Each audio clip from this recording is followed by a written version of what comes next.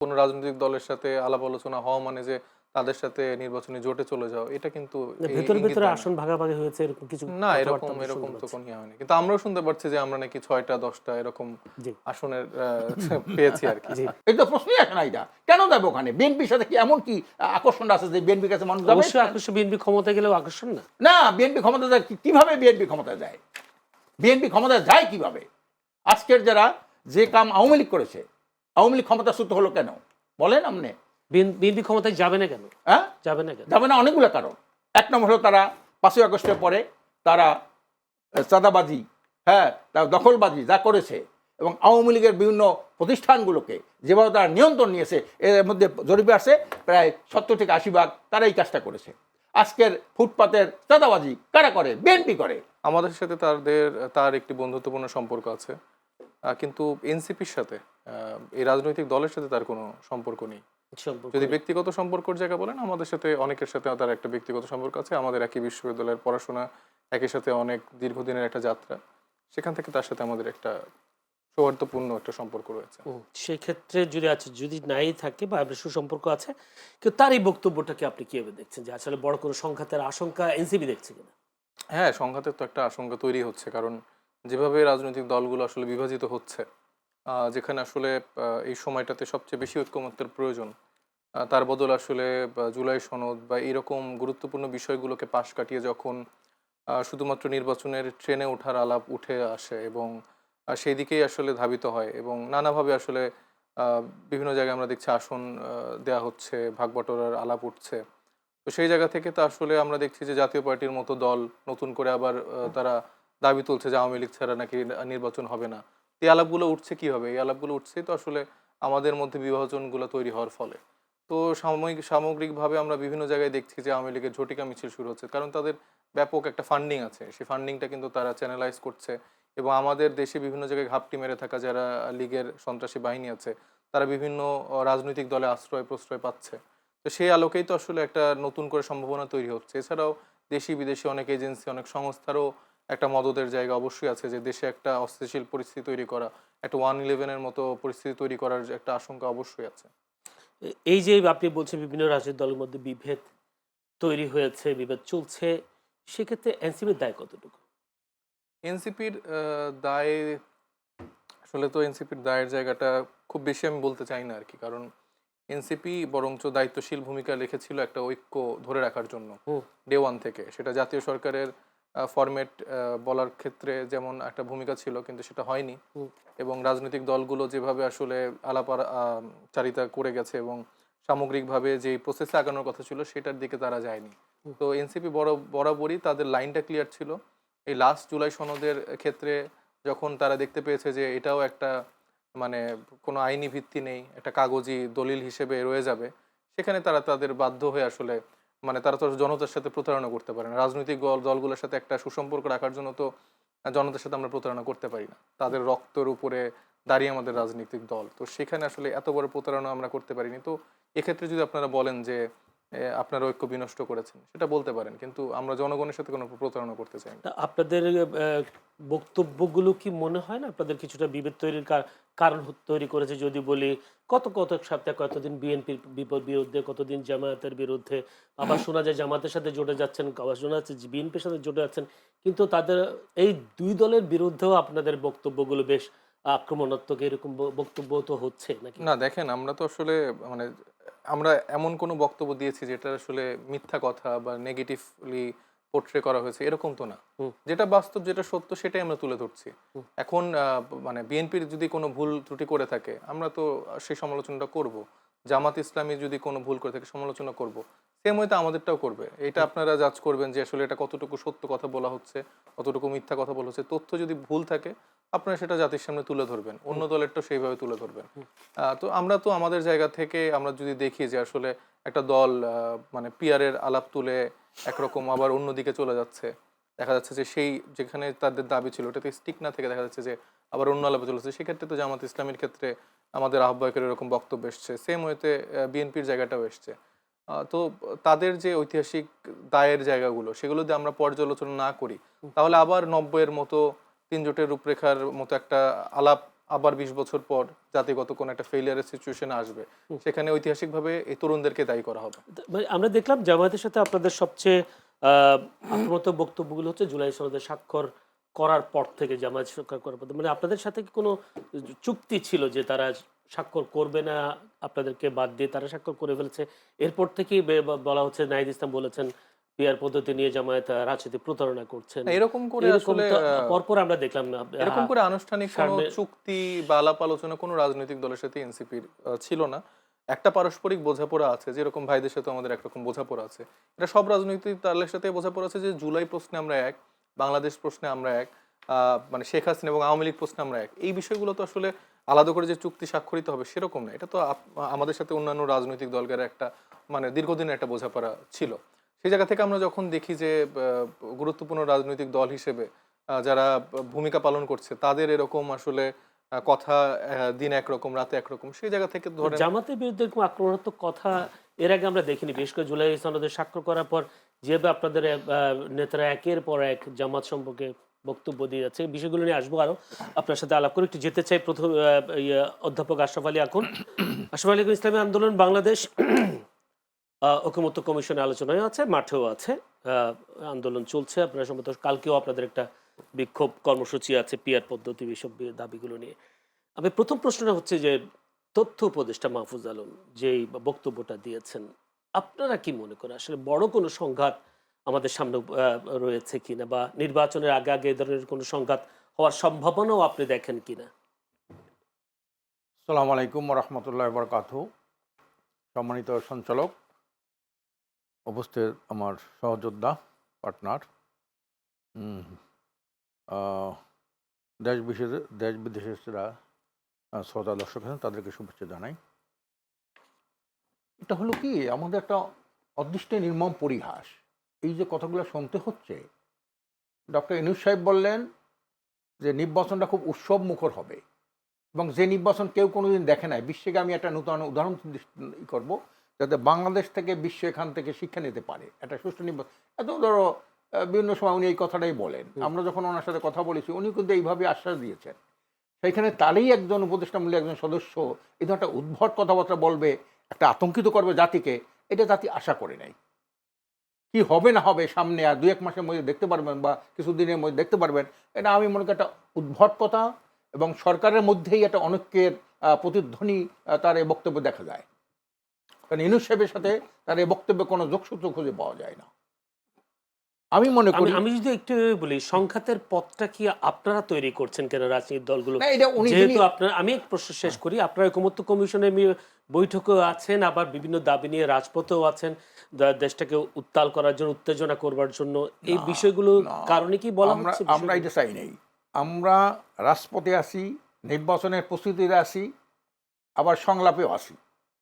এটার কারণ হলো, আমরা 53 বছরের মধ্যে যে রাজনৈতিক ধারা দেখতেছি, যে ধারা আমরা অর্জন করেছি, এটা কিন্তু একটা দেশ ধ্বংসের ধারা। এইটা কিন্তু ঐকমত্য কমিশনও একটা ভূমিকায় লিখেছেন যে 53 বছরে এই যতগুলো নির্বাচন হয়েছে, যতগুলো সরকার এসেছে, তারা কেউ জন আকাঙ্ক্ষা পূর্ণ করতে পারে নাই। এটা কিন্তু ওনারা বলেছেন। তাহলে বোঝা গেল 53 বছরে যারা সরকার গঠন করছিল, তারা কিন্তু কার্যত একটা ব্যর্থ সরকার ছিল। তারা কখনোই জন আকাঙ্ক্ষা তারা পূর্ণ করতে পারে নাই, একটা সুন্দর সঠিক নির্বাচন দিতে পারে নাই, একটা ইনসাফপূর্ণ একটা সরকার গঠন করতে পারে নাই, একটা কার্যকরী সংসদ তারা প্রস্তুত করতে পারে নাই। এই 53 বছরে এইটাই কিন্তু ওনারা এই আপনার ভূমিকার মধ্যে, এটা এও জানবে, হ্যাঁ, আমার সমালোচকেও জানবে, এরকম একটা ভূমিকা লেখছে তারা। কাজে সেখানে আমরা যেটা করতেছি, এই দেশের আমরা মনে করি পিআর পদ্ধতিটা এটা একটা বৈশ্বিক দাবিতে পরিণত হয়েছে। এটা একটা বাংলাদেশে একটা গণদাবিতে পরিণত হয়েছে। কারণ হলো এই দাবিটা তো বলছে না, এনসিপির পক্ষ থেকে বলা হচ্ছে রাজনৈতিক প্রতারণা করছে না। এইটা এরাও তো একসময় বলছে, এরা বলছে কি উচ্চ কক্ষে পিআর, ওনারও উচ্চ কক্ষে আছে। আচ্ছা, আপনি বলেন উচ্চ কক্ষটা প্রয়োজন আসলো কখন? আমরা একটা ইউনিটারি দেশ, তো একক একটা দেশ না, ছোট্ট একটা দেশ। এখানে কোনো প্রদেশ নাই, কোনো অঙ্গরাজ্য নেই, কিছু নাই। এইখানে যে 300 এমপি, তার মধ্যে 90 থেকে 95 জন এমপি দুর্নীতিতে আখণ্ড নিমজ্জিত। তাদের ট্যাক্স ফ্রি গাড়ি, বাড়ি, প্লট সব কিছু করেছে তারা। আপনি একটা জরিপ করেন জরিপে দেখবেন যে দল যখন ক্ষমতায় ছিল তাদের নেতা কর্মী মন্ত্রী এমপিদের একটা জরিপ করেন, সেখানে দেখবেন 90 থেকে 95% এরা দুর্নীতির সাথে আকণ্ঠ নিমজ্জিত। এরা কাজে একটা দুর্নীতিমুক্ত সমাজ এগুলো সম্ভব না। এই জন্য আমরা চাচ্ছি কোনো ব্যক্তি, আজকে যেমন আসিফ নজরুল সাহেব একটা কথা বলেছেন যে আপনি যদি এই একটা বিএনপি আরপিওতে একটা সংশোধন চায়, সেটা কি যে জোটে থাকলে ওই নির্বাচন কমিশন কি বলছে, জোটে যারা থাকবে শরিক দলগুলো তাদের নিজের মার্কায় নির্বাচন করতে হবে, কিন্তু এটা বিএনপি চায় না, বিএনপি চায় না। তখন আসিফ নজরুল সাহেব কি বলেছেন, যদি ব্যক্তি যদি থাকে খুব ব্যক্তি ছাড়া, যেমন পিয়ারে ব্যক্তি, এখানে তো ব্যক্তি নাই, ওনার পিয়ার চায় না, ব্যক্তি লাগবে। তখন উনি বলছে ব্যক্তি যদি লাগে তাহলে অন্য দলের মার্কায় সে নির্বাচন করবে কেন, দেখেন না, এখানে ব্যক্তি কিন্তু গৌণ। এই জন্য আমরা বলি এই পিয়ারটা একটা সুস্থ স্বাভাবিক কার্যকরী সংসদ করতে হলে, দুর্নীতি দুঃশাসনমুক্ত একটা সরকার গঠন করতে হলে পিয়ারের কোনো বিকল্প নাই। আর নিষ্কক্ষে যদি পিয়ার না থাকে, উপর কক্ষে আপনি 100 লোক এখানে বসাইবেন, তাদের ওই যে ফোরার উপরে গোদের একটা ভার বহন করবেন, হ্যাঁ, হাতি সোদাতের মতো বসাই থাকবেন, এই উচ্চকক্ষের কোনো কাজ নাই তো। এই যে ঐক্যমত্য কমিশনের যে এও জানবে, ঐক্যমত্য কমিশনের যে উচ্চকক্ষের যে কার্যাবলী বলেছে, তাতে সে না আইন প্রণয়ন করতে পারবে, না আইনের কোনো প্রস্তাব দিতে পারবে, না আইন সে আটকাই রাখতে পারবে। সেগুলো সংখ্যাগরিষ্ঠতা সংবিধান সংশোধনের জন্য সংখ্যাগরিষ্ঠতার পক্ষে আছে কিনা ভোট দিতে পারবে। একটা প্রশ্ন আমি শেষ করি, আমি এটা এখন যেটা হলো যে এই কারণে আমাদের দাবি থাকবে, আমরা বিশ্বাস করি, মনে প্রাণে বিশ্বাস করি যে একটা দুর্নীতিমুক্ত একটা কার্যকরী সংসদ করতে হলে শতভাগ মানুষের ভোটাধিকার প্রতিষ্ঠার জন্য পিয়ারের কোনো বিকল্প নাই, এবং সেই পিয়ারটা লাগবে হলো লোয়ার হাউসে এবং এইটার ভিত্তিতে আপার হাউসে, হ্যাঁ, দুইটাই লাগবে। এই জন্য কিন্তু আমরা এই কথা উত্থাপন করেছি ওখানে, ওনারা কিন্তু এটা গ্রাহ্য করে নাই, ওনারা কিন্তু কোনো এই কথাটা আলোচনায় নাই, কারণ এরা হলো ওয়েস্টমিনিস্টার সিস্টেমের মাথা, এদের মগজ এদের কাজে, এই জন্য ওরা আনতে পারে নাই। এই জন্য আমরা বলছি যে আপনারা যে আমাদের এই কথাটাই শুনলেন না, উঠাইলেন না, আমরা বাদ দিয়ে যেতাম, বিএনপি তো এটা নাম মানতো, তার নোট অফ ডিসেন্ট দিত, কিন্তু আলোচনায় আমরা আনলেন না কেন? এই জন্য আমরা এই দাবি ইনশাল্লাহ জনগণের দাবি আমরা নতুন করে আপনারা নিয়ে আসছেন দেশে একটা অরাজকতা তৈরি করবার জন্য, তারা বলে এইটা হলো চরম মূর্খতা। কারণ আমাদের 2008 সালের আমাদের ইশতেহারে কিন্তু পিয়ার ছিল, 2018-তে আমাদের পিয়ার ছিল। এইবারও আমরা মহাসমাবেশের মাধ্যমে পিয়ারের কথা ঘোষণা করেছি, সেখানে জামাত সহ এরাও তো ছিল সেই মিটিং, আমাদের হিন্দু বৌদ্ধ ছিল, সেখানে কিন্তু সবাই পিয়ারের পক্ষে কথা বলেছে। পরবর্তী পর্যায়ে কোনো একটা হয়তো কোনো একটা শক্তি ইন্ধনে সেখানে শুধু আপার কক্ষ নিম্নকক্ষে না, আপনি বিশ্বাস করেন, আপনি চিন্তা করেন, একটা লোক যদি লোয়ার হাউসে পিয়ার না থাকে, আপনি 1% ভোট পাইলেন, 1% ভোট পাইলে একজন আপার হাউস দেবে, লোয়ার হাউসের আমরা অবস্থা রাখি বলে। আজকে আমরা মোটামুটি পিয়ার নিয়ে বেশি আলোচনা করতে চাই না, আমি একটু যেতে চাই। এনসিপির পক্ষ থেকে আরও একটা বলা হচ্ছে জামায়াত ক্ষমতায় এলে আওয়ামী লীগ ফিরে আসতে পারে, যেহেতু জামায়াতের সাথে আপনারা জোটবদ্ধ আছেন, নির্বাচনী জোট, তাহলে কি আপনারাও কি তাহলে সেই দায় নিচ্ছেন কিনা? জামাত ক্ষমতা এলে নিশ্চয়ই আপনারা ক্ষমতা আসবেন নাকি?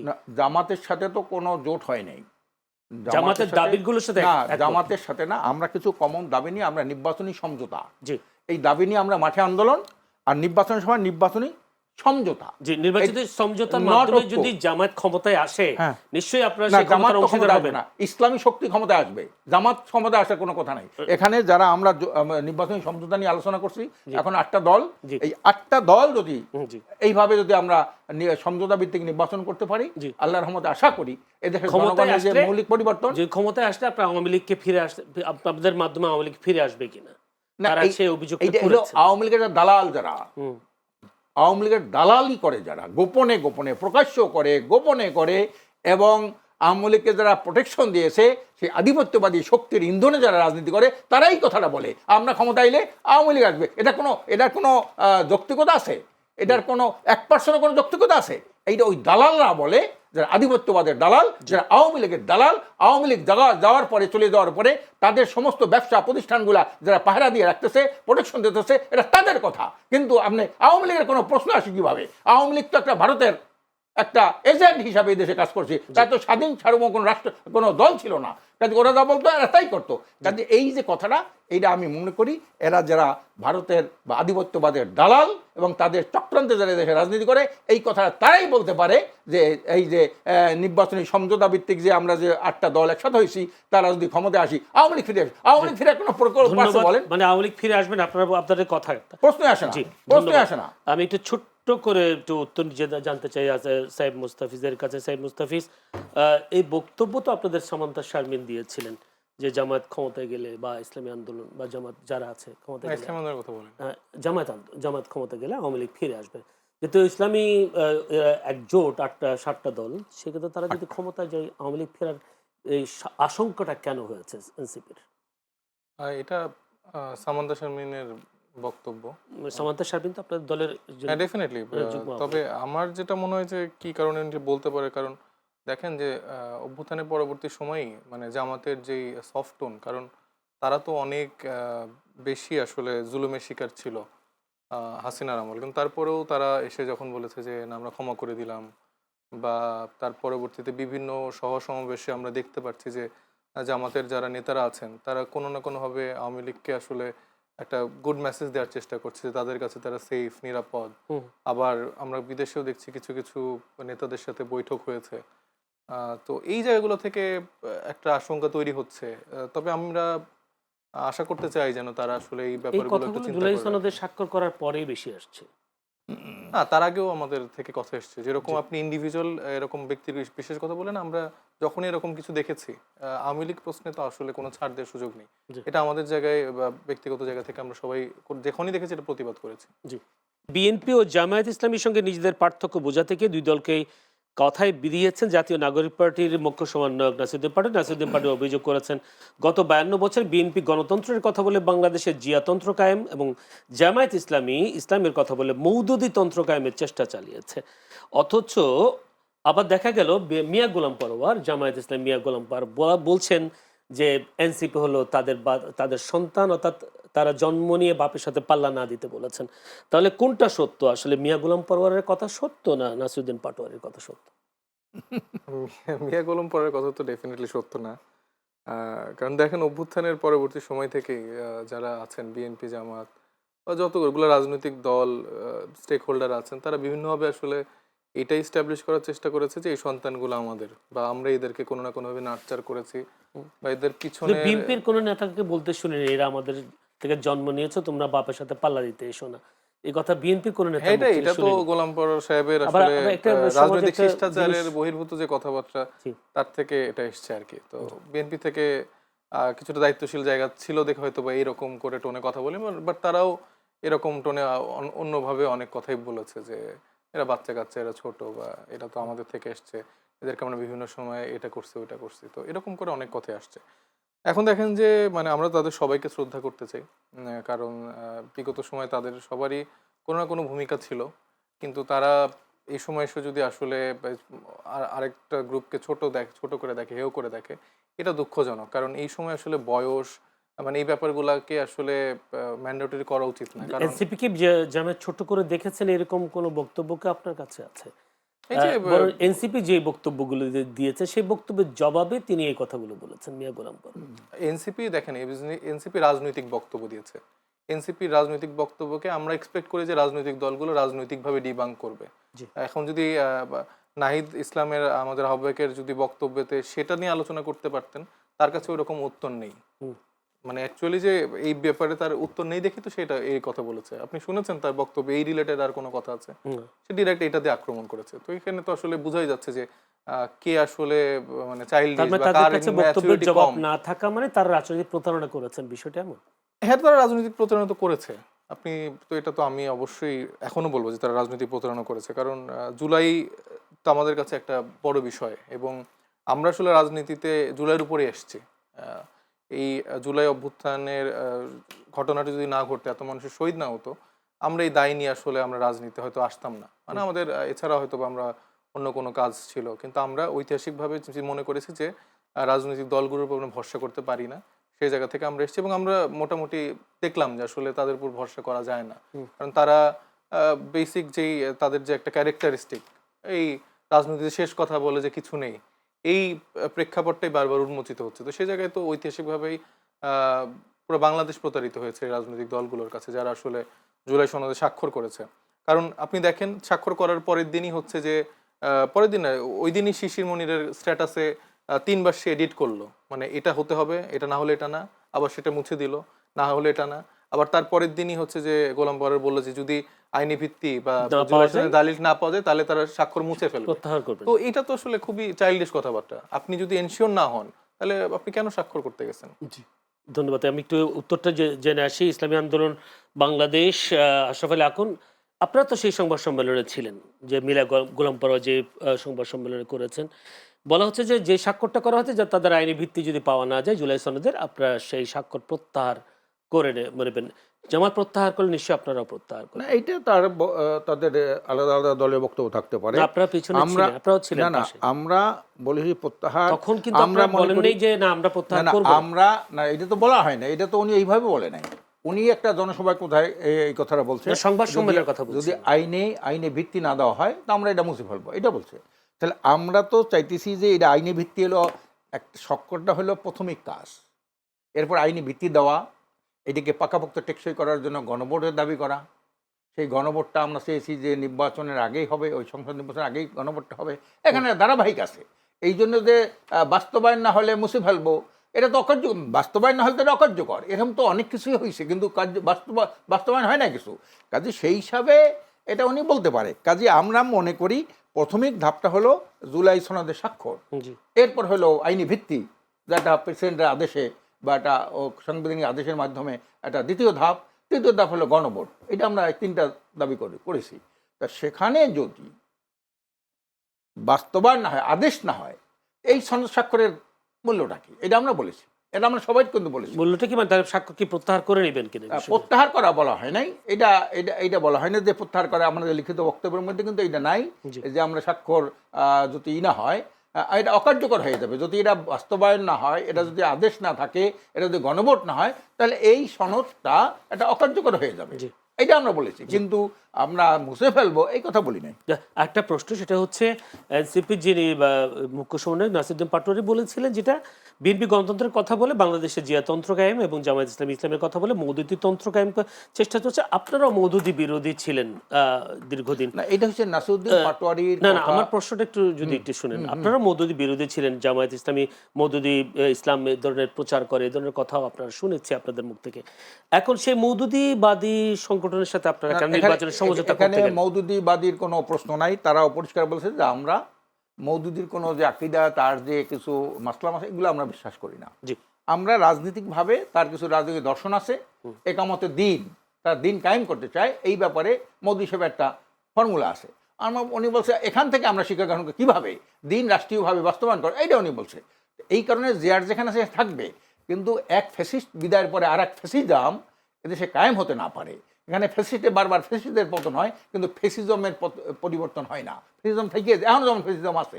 এখন দেখেন আপনার বিএনপি যেয়ে বললো যে উপদেষ্টাদের মধ্যে জামাতের লোক আছে, প্রশাসনের মধ্যে জামাতের লোক আছে, আবার জামাত যেয়ে বললো এর মধ্যে বিএনপির লোক আছে। 70 থেকে 80% প্রশাসন পুলিশেরা বিএনপির লোক। এই বললেন, এই যে বললে আসলেন না, ঠিক না? এটা দুই পক্ষেই কিন্তু বলা বলি শুরু হইলো।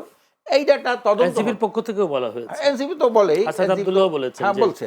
কাজে এই জন্যে এরা যেটা বলছে মওদুদিবাদ, জিয়াতন্ত্র, এত বড় বড় কথা, আবার বিএনপির সাথে বৈঠক করে, জামাতের সাথে বৈঠক করে এরা।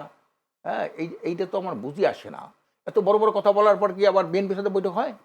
জিয়াতন্ত্র কায়েম করতে চায়, জি। আবার মওদুদিবাদ এইটার সাথে আপনি চিন্তা করেন, এটা বিএনপির সাথে তারা বৈঠক করে, আবার কি আবার জামাতের সাথে বৈঠক করে, এরাই করে। কি জন্য করবে এটা? হ্যাঁ, কি জন্য করে?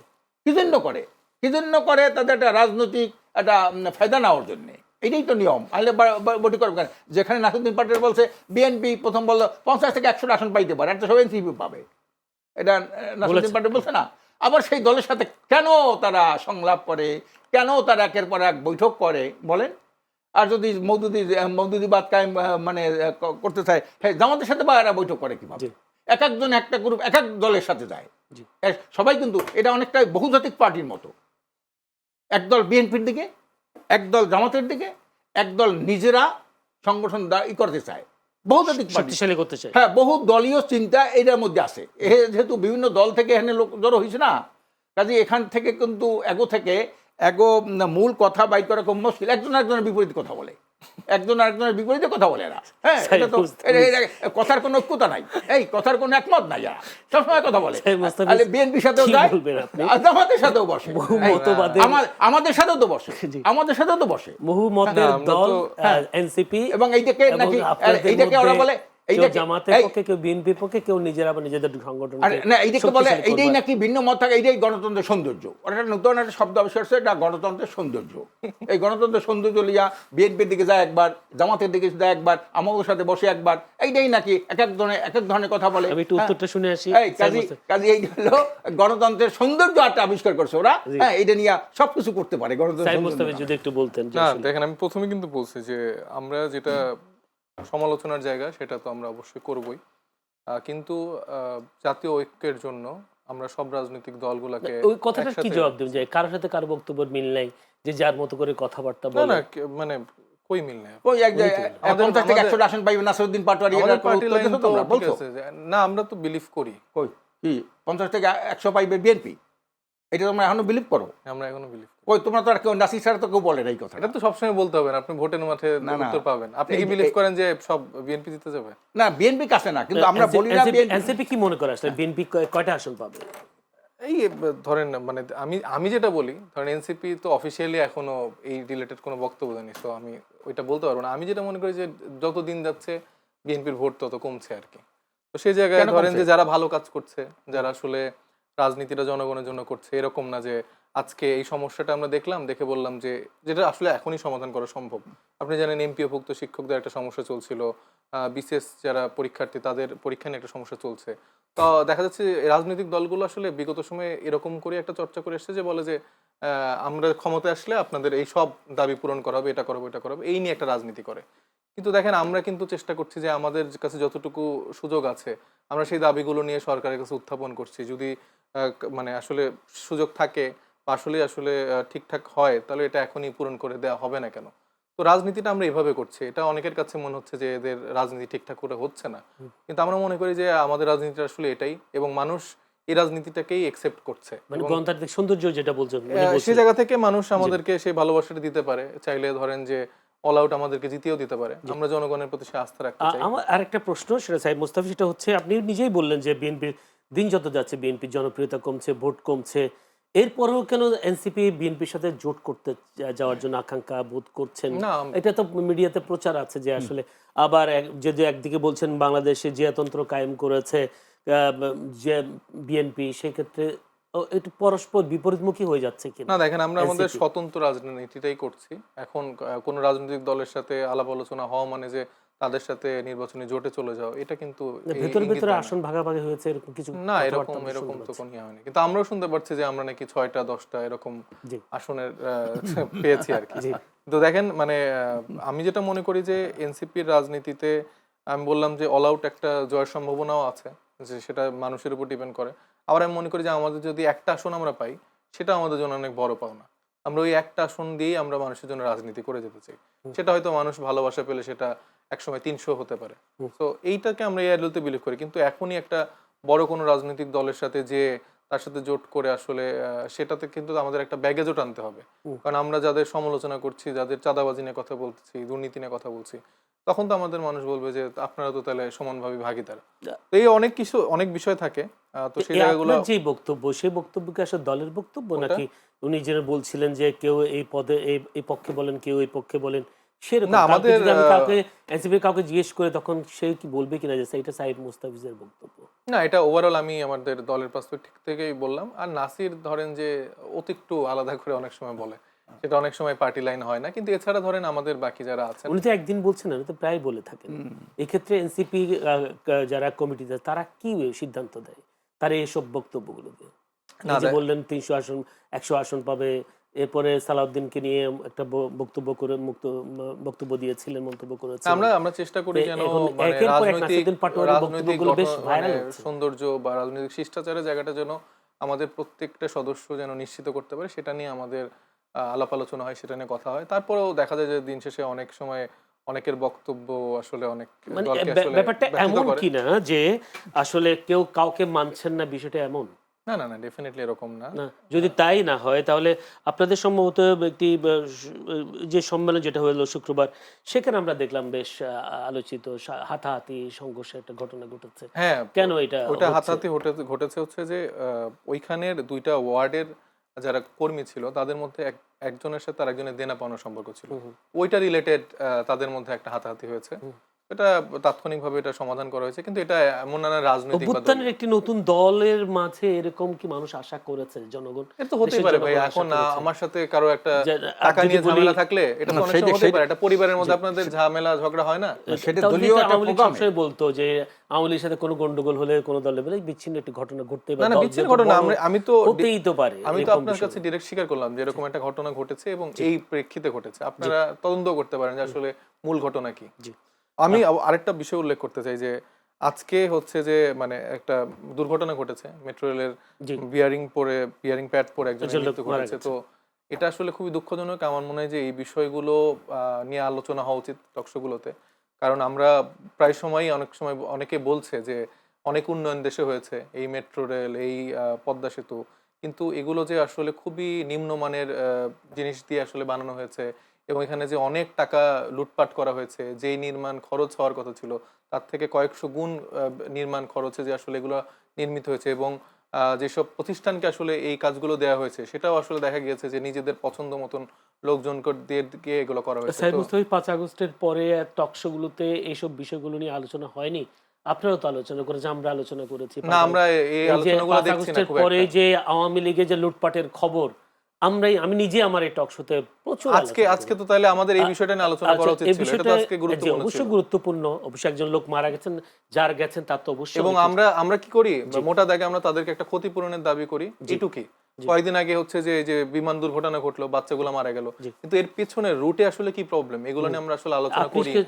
সাইফ মুস্তাফি কেবল শুধু একজন লোক মারা গেছেন এই বিষয় নিয়ে আজকে বলছেন, কিন্তু জুলাই যোদ্ধারা যে তাদের অধিকার আদায়ের জন্য যে একটা আন্দোলন করছে, যে আপনারা যদি জুলাই আন্দোলনের বড় স্টেক হোল্ডার, সেক্ষেত্রে আপনাদের বিরুদ্ধে তো তাদের অভিযোগ আছে জুলাই যোদ্ধারা। কই, আমরা তো এই জন্যই তো জুলাই সনদ স্বাক্ষর করলাম না। ওইখানে তাদের কোনো কিছু তাদের লেখা ছিল না তাদের জন্য সরকার কি করবে, তাদের পুনর্বাসনের ক্ষেত্রে কি করবে।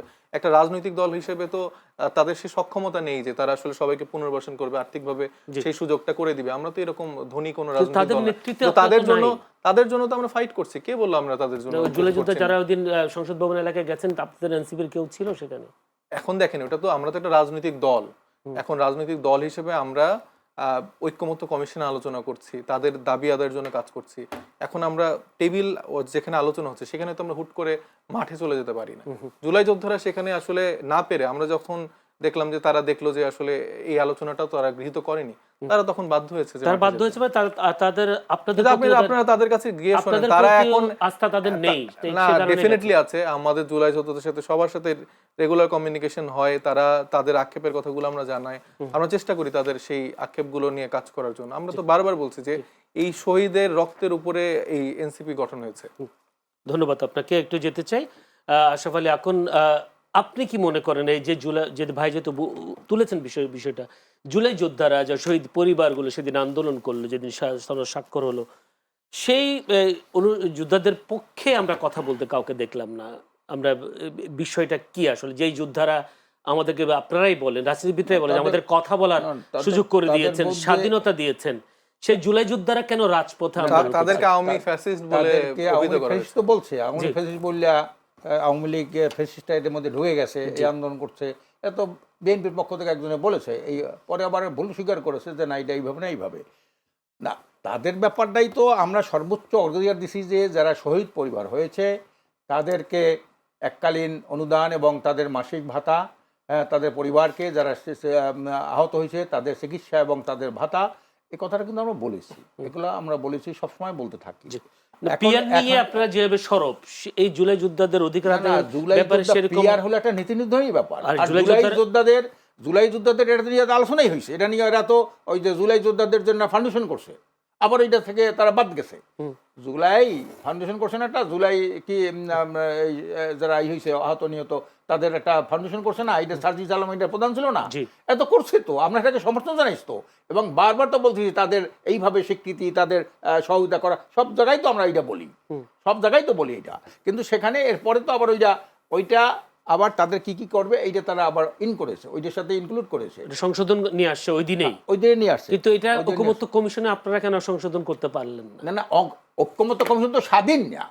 ঐক্যমত্য কমিশন কি, এটা একটা হাতি সোদাতের মতো, এটা একটা দলের দিকে তাকাই কথা বলছে। যখনই ইউনূস সাহেব লন্ডনে গেলেন, লন্ডনে যাওয়ার পরে সম্পূর্ণ তাদের এই নেচার, তাদের বক্তব্য সব চেঞ্জ হয়ে গেল।